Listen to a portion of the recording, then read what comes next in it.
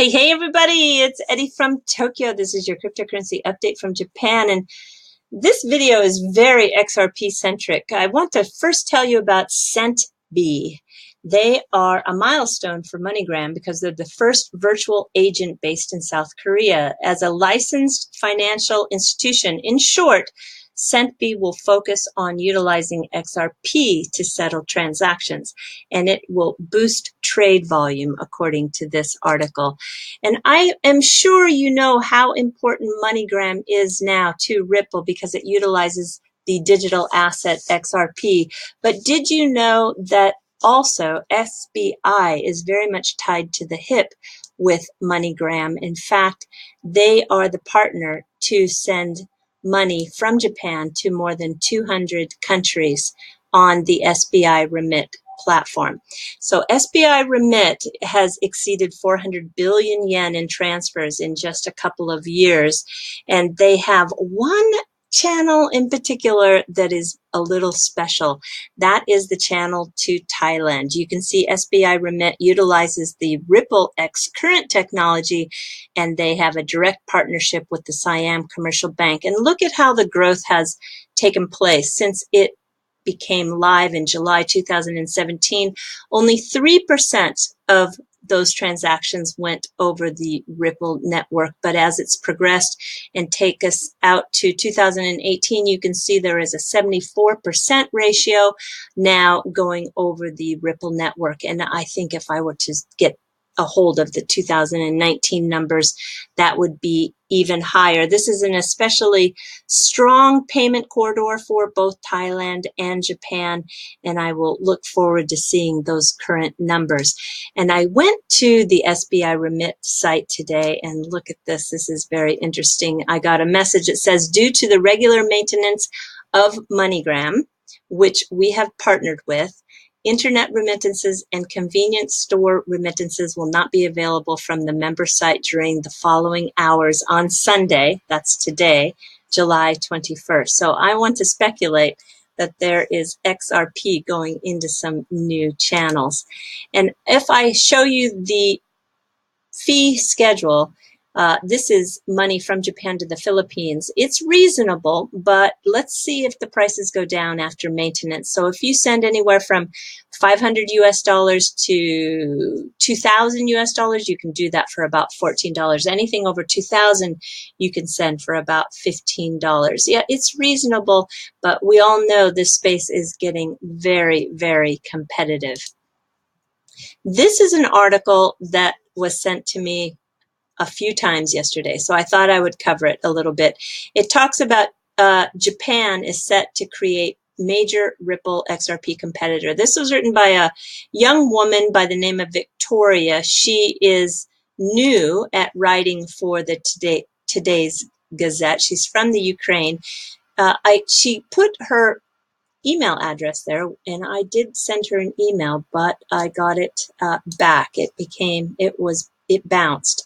So I was just going to try to give her a little bit of information so that she had the correct idea of exactly what SWIFT does and what Ripple does, and also the value that XRP has, because I don't think she totally understands. SWIFT does not actually send money. It simply sends messages between the banks, and the Ripple technology settles 100% of the time in 2 to 5 seconds. And that is just not the case. So if we look at the news story that she was trying to compare to, this is where Japan is going to lead some development of a SWIFT network, not comparing to the way SWIFT does their payments, but they want to amass a large group of banks together like the SWIFT network. That's the model they're using to create a cryptocurrency source for anti-money-laundering. That's the purpose. So I think she misunderstood what Japan is doing here. And just so you know, it was in we heard from Ripple on June 26th that they are going to work with a company called Coinfirm, and they can tell basically if the cryptocurrency has been processed through technology called a mixer. So the Ripple deal could make XRP, the cryptocurrency, compliant with the FATF Anti-Money-Laundering rules. It's all about detecting information on the clustering of small amounts of crypto that might be sent from many different addresses to disguise the size of the large transactions that might have come from a known theft or a hack. And this company, Coinfirm, seems to be able to do that. So when you talk to banks or you listen to banks tell you what their pain points are, there are two big pain points. First is liquidity, which is what XRP solves. And the second is the KYC and AML, the Know Your Customer and the Anti-Money Laundering, because the regulations are getting stronger and stricter by the day. And now there's a lot of people in the banking industry saying instant payment is instant fraud. So they really want to solve this issue. And if we go back to looking at the differences between Ripple and Swift, you can see here that in a paper they published in June 2019, they are talking about GPI being able to credit, not settle, but to give that confirmation credit message in 50% of the transactions in less than 30 minutes. 75% of those transactions, the confirmation comes in 6 hours, and almost 100% in 24 hours. And the reason why they use the word 20 or almost is because they have failure rates. Yeah, depending on the day, 4, 5, 6% of those transactions fail. So when you are talking about $300 billion going over GPI in a day, that is a big number that fail. Ripple's ILP has zero settlement risk. The Ripple technology settles 100% of the time in 2 to 5 seconds. So there is zero failure. That's why you just can't compare the two. And yes, that it is true, Swift is trialing right now with the instant cross-border GPI payments through TIPS, which does settle as fast as Ripple. And I don't doubt that instant settlement is going to become the norm. They don't have the Ripple's auction system that ensures the best foreign exchange execution, you know, the lowest cost, and all the fees are upfront, resulting in a straight through payment in seconds that's cheaper and less complicated than Swift. But the biggest difference is should this be the norm, these instant settlements, nobody is using the XRP in the equation of what makes it so valuable. It eliminates parking those funds all across the globe to transact in different currencies. Now remember, the two pain points, one of them is liquidity. Nobody has the neutral digital asset that provides that liquidity to get the job done like Ripple. So instant settlements become the norm. No problem. XRP will become more valuable as it is interoperable with all of these systems. Look at this. Bitrue now runs an XRP validator. This was announced on July 19th. XRP validators are crucial to the mission of XRP as they participate in the consensus process to improve the decentralization of the network. Yes, the decentralization. XRP is a decentralized network. And I think it's really exciting that they have decided to do that. I hope more exchanges participate. And here is something just to put into your knowledge bank. This is a tweet that David did today, and he tweeted it 4:21 in the morning. He is amazing at the amount of time he gives this space in terms of keeping the accuracies true. Every Swift transaction goes through Swift's servers, and Swift has the right and ability to approve them. So we are not talking about a decentralized system at all. Nothing like that is true of XRP or RippleNet. So just keep that in mind.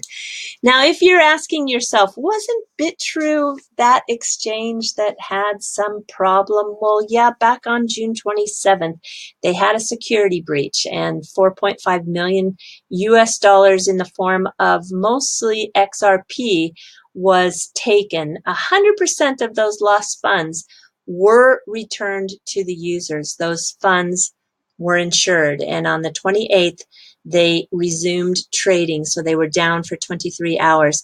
They have since analyzed and made several improvements. They have issued all new API keys.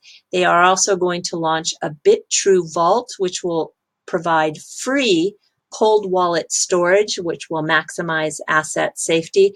I think if you are wanting to know a little bit more about this site, I'm going to put the link to this in the description below. And in the future, I'm going to talk about something they have that's really interesting. It's called a Power Piggy program.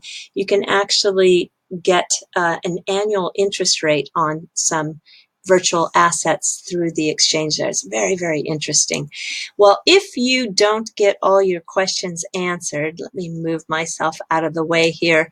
The founder of Bitrue, Kuris Rang, is going to have an Ask Me Anything on Twitter on Tuesday, July 23rd. And to check what time it happens in your country, just put in the conversion onto Google and you can see the time zone for 0100 GMT plus 8. And then you'll find out exactly what time that's happening in the country that you live in. Okay, everybody, we are jumping to the fluff. And I know I'm getting a lot of new subscribers every day. So if you don't know, I talk about Japan in the very end of my videos. And today I'm going to talk about karaoke. Kara, meaning empty. Oke is shortened version of the word orchestra. So it basically means singing without a live orchestra behind you. And I want to talk about all the ways that you can enjoy singing karaoke in Japan, because it is on the spectrum. I'm telling you, this is one of the big chains called Big Echo. There's thousands of these locations throughout Japan.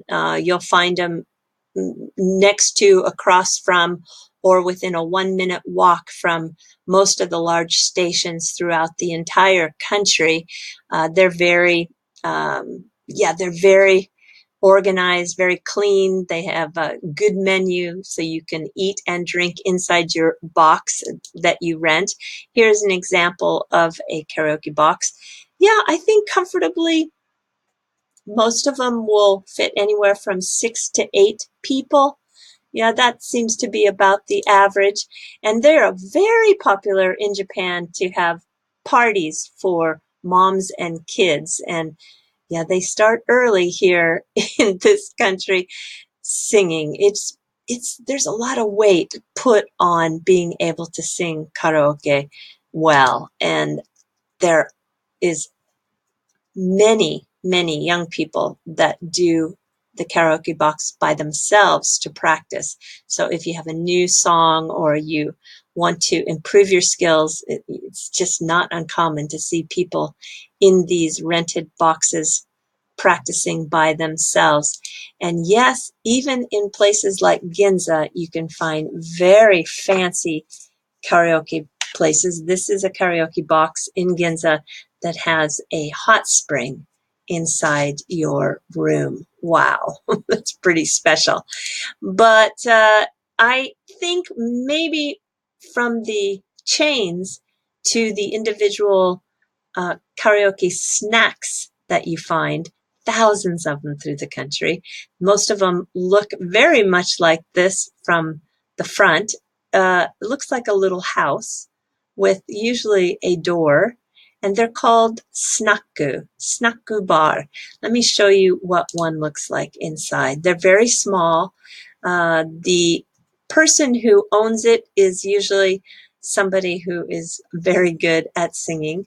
And the counter will maybe have on average 6 to 10 chairs, maybe on average.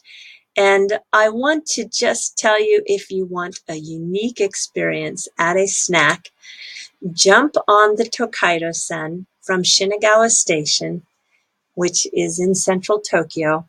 Get on the green car. You'll find that's with the green clover, just for like $5 extra.